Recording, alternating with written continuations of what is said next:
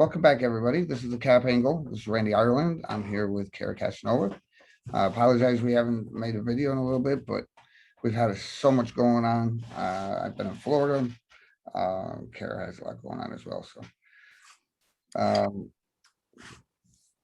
So tonight we're going to be talking about Tucker Carlson actually did a segment, and I'll let Cara speak about that a little bit.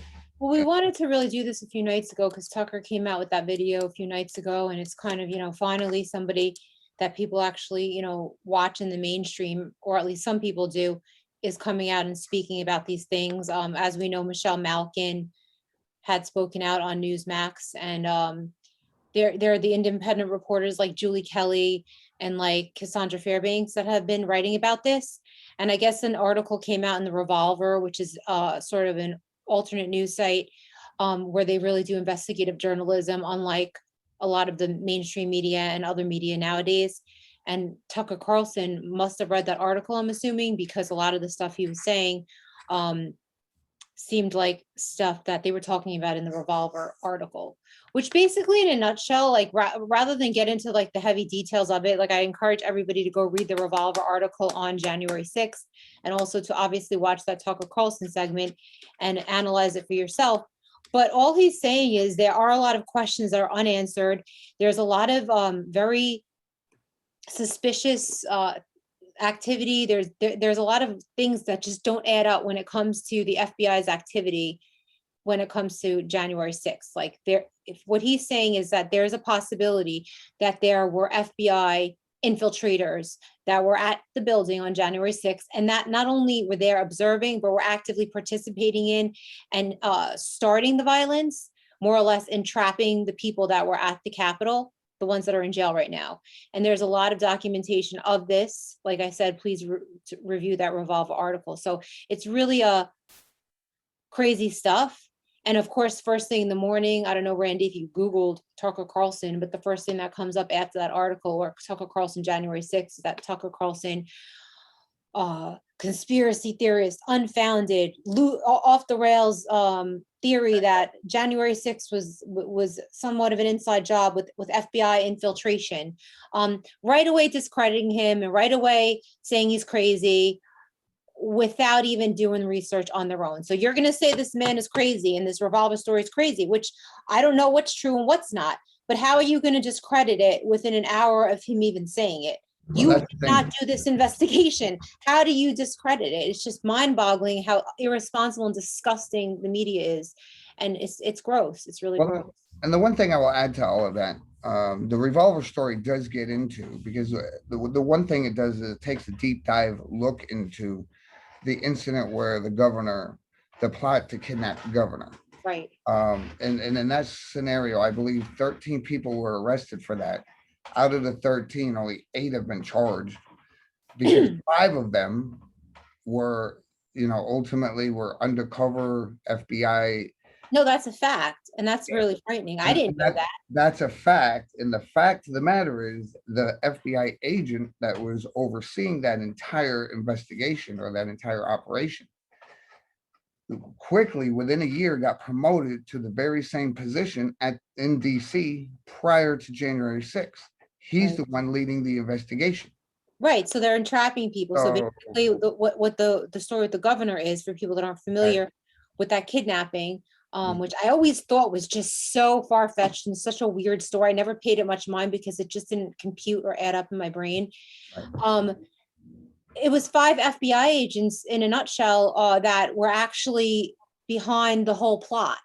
Right. And they basically sort of rounded up these other guys who sort of followed along, from what I'm understanding, and entrapped them in this quote unquote kidnapping plot, to get the media going and to keep this narrative going that these liberals are in danger because of these right-wing extremists. That was obviously last year.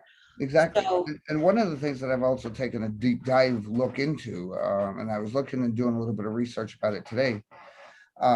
Several years ago, there was a bomber that was arrested. He's known as the Herald Square bomber, but apparently somebody infiltrated, became close friends with this immigrant. Okay.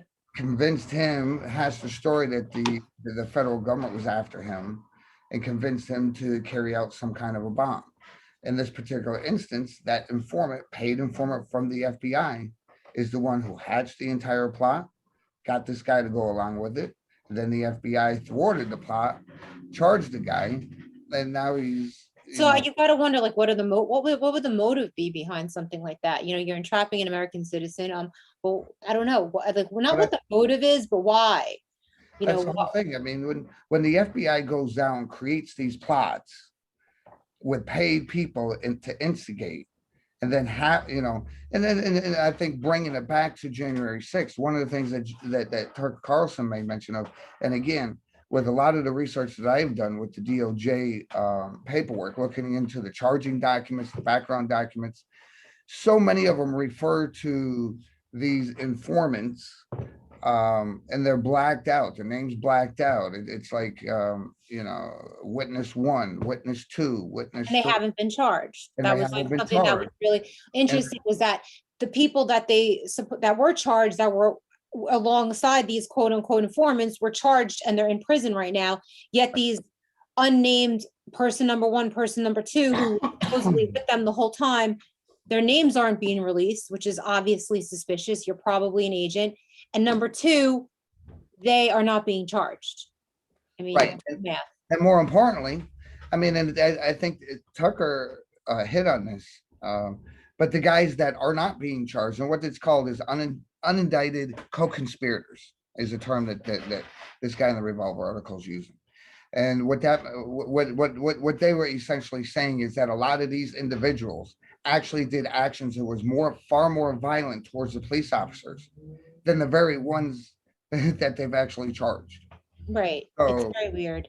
It is. And I mean, all I'm saying is it deserves investigation. There should be, rather than the bootleg January 6th commission that they wanted to do, there should be a commission on, was the FBI involved? The American people want to know in the January 6th incident. You know, that's what there needs to be a commission on. And that's what needs to be investigated immediately. It's nuts, it really is. Let's play. I just want to point out for a second that my name is not Lisa Grover, and I'm going to change that right now. That was my fake name at one point. My name is Cara. Yeah. So Cara, and let me put my full name. It's fine. Cara Castronuova, and you guys could follow me obviously on Facebook, Instagram, Twitter, and all the other do that. social media sites. But play this clip. Is this the Tucker clip? Yeah, this is the first Tucker clip, and then we're going to fast forward and Revolver watch News. a little bit. It's a news site. It's turned out to be one of the last honest outlets on the internet. A new piece on Revolver.news suggests an answer to some of these questions. We know that the government is hiding the identity of many law enforcement officers who were present at the Capitol on January 6th, not just the one who killed Ashley Babbitt. According to the government's own court filings, those law enforcement officers participated in the riot, sometimes in violent ways. We know that because without fail, the government has thrown the book at most people who are present in the Capitol on January 6th. There was a nationwide dragnet to find them, and many of them are still in solitary confinement today. But strangely, some of the key people who participated on January 6th have not been charged. Look at the document. The government calls those people unindicted co-conspirators. What does that mean? Well, it means that in potentially every single case, they were FBI operatives, really, in the Capitol on January 6th. For example, one of those unindicted co-conspirators is someone government documents identify only as person 2. According to those documents, person 2 stayed in the same hotel room as a man called Thomas Caldwell, an insurrectionist, a man alleged to be a member of the group the Oath Keepers.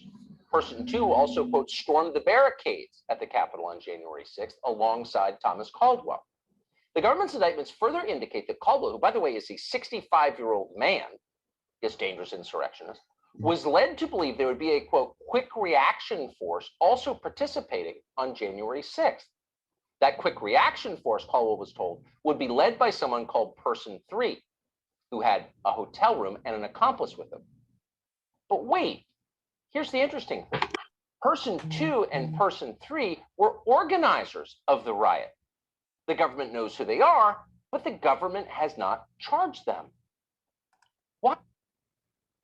And so if you I caught mean, that, that's a good example of what we're talking about. right. There's one guy who's arrested, being detained, and there's two people that he was there with. The two people are unindicted co-conspirators. And in that particular situation, actually goes on and actually shows where the guys that he's with are doing far more violent acts than what he is. Well, this is something for me, like I listened to this when I was jogging. This is something I have to go back and listen to again. And I tried to read the Revolver report. I read a lot of it, but it is long and and that's what's so great about it. It's very informative, it's very long, it's very detailed, it's very researched clearly. And I got it through about, I'd say, half of it. And I was like, oh my God, this is a lot. This is stuff you really have to comb through to make a decision, because I make my decisions based on common sense. Like, yeah, I respect Tucker Carlson, I respect Ron Paul, who also commented on this whole topic, I think yesterday or today on the Liberty Report on his show on YouTube. But that doesn't mean they're right about everything. And that doesn't, I know that they're right about a lot of things, but I like to take my own mind and figure out what makes sense. To me, what bothered me, and you don't have the clip, and it's okay if you don't. Like, I watched Ron Paul's Liberty Report, and he's generally very accurate. With this whole suspicion thing now that there was FBI infiltration by the government, and not only were they infiltrating, but they were actually starting a lot of the ruckus. That's like a theory that's going around right now, and it warrants people looking into it and an investigation, because there is things that are backing it up, and it does make a lot of sense. But they went on to, number one, they keep calling the Proud Boys a militia group, which they're not, as far as I know. Maybe you could correct me, Randy, but the people keep referring to the Proud Boys as a militia group. Second, I nobody could convince me that there was some sort of plot before the Capitol to take over the Capitol. It was it was people at a protest that got emotional and that followed leaders at worst or at best or whatever. It wasn't a conspiracy. So to imply that, I think is inaccurate.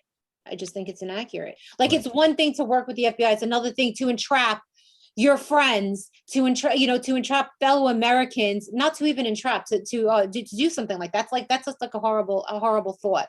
And I do think that it's disgusting that if indeed the FBI did do that, it's so criminal and they should be in prison, and that needs to be exposed.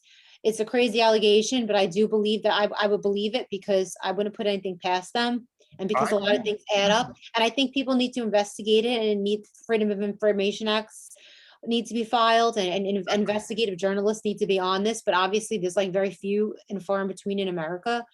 So people need to take seriously these accusations, because I read the Revolver report, and there's a lot of stuff in there that makes sense. It does. Right, but it's not only that, but it's like you can see a lot of information that's already readily available. When they talk about and they block out these guys' names, there are people who were there, who knows who these individuals are, who knows what their names are. And it can't be that difficult to actually track down their history, their background, and get to the bottom of it. And I think a lot of that. The one thing I wanted to, before we move on, I wanted to say too, is they keep saying that this the guy who shot Ashley Babbitt, the killer cop, was a unnamed individual. So is that true? We still don't know his name, because from what I understand, there was a rumor going around that somebody saw his Facebook page or his social media, and he was like I don't know how this, a Black Lives Matter police officer. I mean, that's like an oxymoron, but I guess that it exists to a certain extent. Somebody was saying that. So if they don't know his identity, then how were they able to say that? His identity is known. There are people that have released it. I actually just saw a post on Twitter the other day. But the thing is, if his identity is known, people keep saying his identity wasn't released. So that's what's it's not released in the mainstream media. The mainstream media has this pact. They will not release it. Okay, but people are aware, I guess, of who he is if they really wanted to dig deep. They don't want to know. I mean, obviously, the story's been iced out. No one's even seen this guy's face. That's why Ashley Babbitt's family is suing him, or suing, I believe, the State Department to release his name, because they want his name out there. It shouldn't be covered up. All this amounts to is just, like, it's all part of a narrative, just like Ron Paul was saying in the Liberty Report, and I've been saying all along. They're trying to use this January 6th narrative to pass more laws and more restraints on people's freedom in America. And they're using this whole, oh, this was like that idiot Attorney General Merrick Garland, whatever. I didn't even, I really don't like him. He's a complete he can't possibly believe the BS that comes out of his mouth. If you look at that clip from him saying that white supremacy, especially those who believe the white race is superior, is the biggest threat to America. Like, he can't believe that, like, the garbage that's coming out of his own mouth. There's no way he could believe it. You have to be the most scummy, disgusting person on planet Earth to actually stand up in front of America and say something like that and not even believe it. Because there's no way an intelligent man who went to law school, who was almost a Supreme Court justice, could possibly believe that BS and has privy to the intel he has. So for him to stand up there and just lie to America like that, he's the lowest form of a human being, in my opinion, to just put those lies out there for the fake news to pick up. Oh, absolutely. So he's putting that narrative out there that these people are the biggest threat, blah, blah, blah. Therefore, we need more surveillance. We need to infringe on people's personal liberties, people's freedom, spy on people more, throw them in jail with no due process, no trial date in sight, treat them like they're on Guantanamo Bay and they're American citizens, make all of this the norm.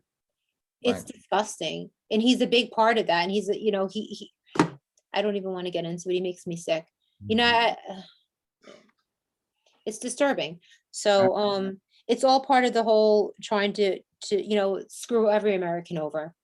Right. Then they say, oh, it's against white supremacy. No, and they're using this January 6th quote unquote insurrection to get away with murder, basically, to take away people's rights even more so. Then people in a few years from now are going to say, oh, what happened? Oh, we told you, but you didn't want to listen.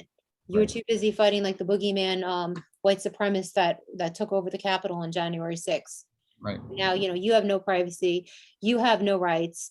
You have no, if you go to jail, forget about the keys going to get thrown away. You're not going to have access to your lawyer, which is what's happening with these guys on January 6th. And you're going to say, how did this happen? And you should have listened, is all I have to say. And the one thing that I will say is I'm going to post up the link to the Revolver article on our site. It will be in the news section. Also, I'll also post the link to the Tucker video. Also, breaking news, actually, it appears that the interview that Cara and I watched the other day with Lisa McGee. Oh, is that being released tonight? That is actually up on their website. So I'm actually going to. Did you see it yet? I haven't seen it yet. But yeah, we'll put a link to that. So basically, Randy and I are involved with the organization we started, Citizens Against Political Persecution, and one of the wives of the gentleman that we're in touch with was interviewed in an exclusive interview by CBS. The name of the reporter is Eric. What was his name? He texted me after the fact. We actually got to watch the interview. I didn't see as much of it as Randy did. It was an exclusive interview with Eric Flack was his name. Eric Flack, right? With Eric Flack, he's from CBS. Hopefully, I am very nervous to watch that interview because I don't trust the media. I've seen them twist and distort exclusive interviews in the past. They ask loaded questions. They make people, they try to trick them when they're interviewing them, and they also could edit it any way they want. But he did say that he was going to do a good job and he was going to be fair. And I spoke to him afterwards, and he said, I said to him, listen, nobody's spoken to any of the family members of these people yet that are in prison from January 6th. You're setting the tone. This is like an exclusive interview. These people trusted you. Please do the right thing, because you're not going to win any Pulitzer Prizes agreeing with everybody. Right now, the narrative is to basically slander and make these people look bad, and to make them seem like they're bad people. So please tell this story in a fair way. And he said he would. He said he agrees, actually, that this is a very scary thing when one person's rights are stepped on, the pendulum could swing in the other direction, and it could come over to, right now, the left is laughing. Oh, put all these right people on the white supremacists on the right in prison. But little do they know, and this is guaranteed to happen because that's just the way history has worked. If you look at, like, history, the pendulum always swings. At one point, the right, then it's the left that goes to the deep state, I believe. And right now, the left, I believe, is more involved with the deep state, but the pendulum will swing the other way, and people that are on the left right now will become less useful to the government, and they will dismantle them and destroy them the way that they're trying to destroy the people from January 6th and anybody that was a Trump supporter. And they'll use the same tactics that they already used against people right now. So it's only a matter of time, and people don't understand that. They're just kind of, completely in a daze about it. It's very depressing. So I don't know. I put a link up to that interview, Randy, so people could see it. I've actually seen if I could find it real quick and maybe. Yeah, it's on tonight. It's supposed to come out on actual TV. I don't even watch TV because it's propaganda, and I can't stand the vaccine commercials that I constantly have to get bombarded with every time I turn my TV on at night. It's like so disturbing. So I just purposefully don't watch TV at night. But maybe I'll try to check out that interview on CBS with Lisa, the wife of Dominic. How do you say Dominic's last name? Dominic Pezzola. Pizzola. He's one of the guys who are in prison right now, being detained unconstitutionally by the United States government. I'm really looking forward to the rally on the 19th in DC. Hopefully you could come to New York City, come to the rally on the 27th. We have so many great speakers. It's like not to be believed. It's like, I can't even believe we have some of the speakers we have. So exciting. We have attorneys. We have people who are like, we have intellectual people, academics, you could say, who are experts on this type of stuff, like when it comes to propaganda, when it comes to just everything that we're talking about with criminal persecution and political persecution. So it's going to be very informative, and I'm looking forward to it. And I'm actually kind of, I don't know, I'm thinking about going to this weekend. I don't know, maybe I will take a drive down to Matt's event.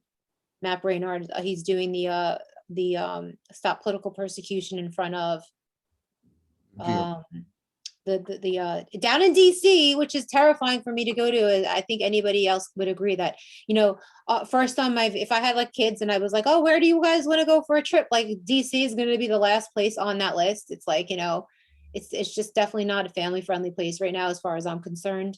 It's a scary place to go. So that's all. I mean, Randy and I are going to do a little bit more investigating. We've been in touch with, I tried to be nice. I feel so bad, especially for Christopher Worrell, who is a inmate right now in DC jail, because he has cancer and he's suffering. He's in pain. Not only is he mentally suffering, he's physically suffering. I think the worst part about it is this week they went into a 1 week lockdown. They've given like 5 different reasons for it. Apparently somebody got murdered in the jail, so they locked everything down looking for weapons. It's an annual shakedown, and even some people suspect that Mark Levin actually did a pretty good clip on Sunday night with Julie Kelly touching on a lot of these conditions, the jail conditions these guys are facing. Right. And speculate that the reason for the 1 week lockdown has to do with that show airing. And when they say 1 week lockdown, I'm like, okay, like they're pretty much on lockdown. They're on 23-hour day lockdown. So 1 week, I guess the 1 week lockdown means it's 24 hours a day. So What it means you know what I mean? 24 hours a day, you're allowed. And again, I'm talking with these guys that are inside. At least they do get the tablet passed around to them still. But right, the tablet, as we've spoken about this before, so just so the audience knows, there's a tablet that gets passed around that these guys could text message on to their friends and family. And while that's fine and dandy and that's great, and that, you know what I mean, and they really look forward to that time to text with friends and family, the government is using that to entrap them. It's very obvious, they don't give them proper food, nutrition, access to their lawyers, nail clippers, showers, or any of the above, yet they give them a tablet where they could text message. Like, do the math. They're trying to entrap them. They're trying to find out names. They're trying to see who they're texting with. It's disgusting. well, and the other thing I'll say is in this 1 week lockdown, they're apparently allowed out for like 5 minutes every 2 days to take a shower. That's the extent of it. More importantly, no phone calls, no nothing. And bringing this back around to Christopher Worrell, his wife's birthday was this past weekend. She was unable to speak with him. His birthday is coming up. unless they get off their lockdown, he's going to be unable to speak with her on Right. it. I mean, and Well, then and he's not getting mail because I sent him some religious literature.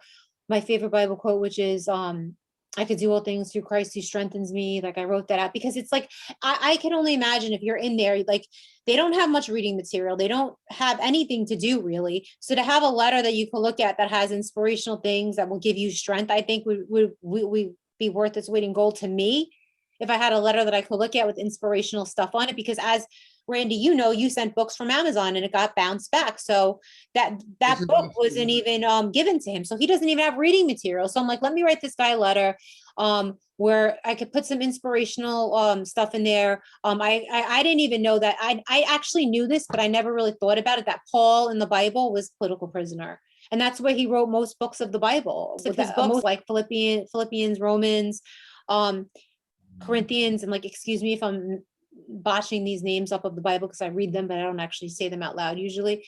But Paul wrote most of these books of the Bible while a political prisoner in prison.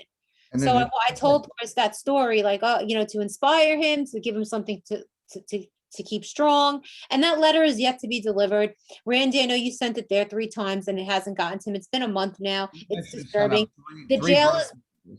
the And I jail is trying to blame the post office. And, you know, we know the post office is slow and they're not that slow. They're not a month slow. I mean, it's complete hogwash to me. I did the first one with tracking, and then for whatever reason, like a week later, I went to track, and the post office claims they never got it.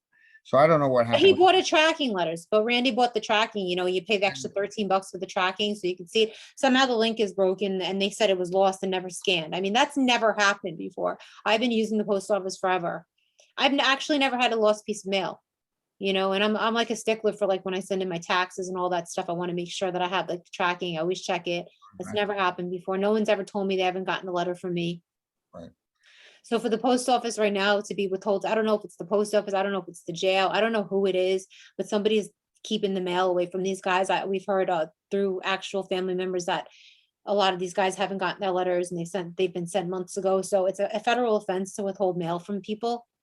Right. Um, Yeah, exactly. And we're going to take a look at a much deeper look at it, you know, over the coming weeks. We're probably going to have someone on here, interview somebody here at the beginning of next week, who can also speak to this. So, Right. you know, definitely stay tuned. Anything else, Kara? I think that's no, about. I just hope that everybody comes on Sunday or, you know, tweets Yeah, it. please spread the word. The CAPP rally is going to be at Foley Square here in New York City on. Foley Square is downtown by the Justice, because a lot of people don't know where that is. That's the feedback I got. Foley Square is not the most popular square in Manhattan because it's down in the financial district area-ish. And it's the reason we're doing it there is because it's by the Justice Department. It's by the FBI headquarters, I believe, in Manhattan. It's by the federal courts. So it's symbolic. Right. So that's where Foley Square is. It's downtown in that area. And it's actually pretty populated nowadays because I guess people are just happy to be outside. So the last time I was in Foley Square, I was actually surprised on a weekend to see how many people were roaming around. So hopefully people hear the message and it's heard. And it's a peaceful protest. And we'll stress that. It's a peaceful protest. It's mostly informative. It's a demonstration. Like I said, we're going to have professors, attorneys speaking, journalists, hopefully that we're trying to get. It's just to inform the public of what's going on. So it's really a demonstration. It's a way that you could pick up information, learn information, and just start opening the universal mind to the fact that there's political prisoners in the United States of America right now being treated like terrorists when they're not terrorists, and that the United States government now has full reins to call anybody in the United States terrorists, and that includes you if you disagree with them. Absolutely. Absolutely. So, yeah, I mean, just mark the date, Sunday, June the 27th, 12 to 2, Foley Square, New York City. Appreciate everyone's support. Appreciate everyone getting the word out. We're hoping to have a really, really good turnout. We need to get the word out about this. And Yeah, definitely. And thanks for listening. I just encourage everyone to do your own research. You know what I mean? Like we're just trying to piece together everything that we can. We do have a lot of insider information because, you know, if you seek things, you find them. A lot of people just read the mainstream media and that's all they see. But sometimes if you dig deeper, you'll be very, very surprised if you start turning over stones, what's underneath them. And there are journalists like Julie Kelly and like Cassandra Fairbanks out there that are actual real journalists in America, if that's even a thing, like, but that actually is, there are a few of them.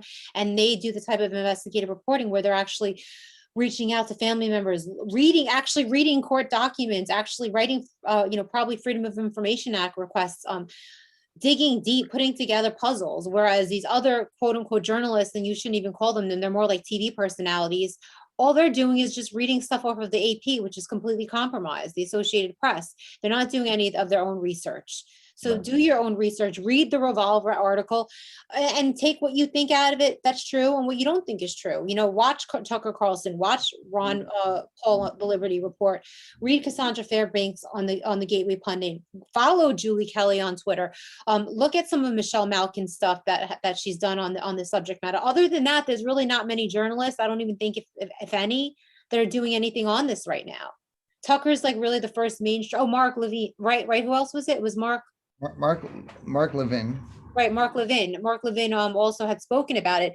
But like I said, the people who are really doing the investigative journalism on it are Cassandra and Julie, really, and the Revolver. Like And I would say, Mark is kind of commenting on it and saying how messed up it is, and bringing this to the public light. And so is Ron Paul, and so is Tucker. Like they're saying, oh wow, there's been reports of this, but they're not doing that reporting themselves. The Right. people who are doing these reporting are the real heroes, which is Julie Kelly, there's the Gateway Pundit, and others. But obviously we need people like Tucker and these people that have these giant platforms to start making people aware of what's going on. But I'm just saying, my point is encouraging people to dig and to do their own research and to come up with their own conclusions, because what the media is telling you is not fact Yeah. on any level. And what our objective here at CAPP is to get out the stories, or the side of the stories that you'll never hear in mainstream media. We try to we make a lot of effort to try to reach out to the people, the families surrounding the people that are affected by January 6th, because every single one of these, they're human beings. They have their own story. And I mean, all you're ever going to hear in mainstream media and Right. in the Department of Justice is what they want you to hear about these Of people. course. And I was just gonna say, my phone, like, look how that crazy is, like how alternate reality we live in. I can't even hold up my phone because of this green screen that I have behind me in my bedroom, which is so weird. But on my phone anyway, like you can't even see it. Here it is.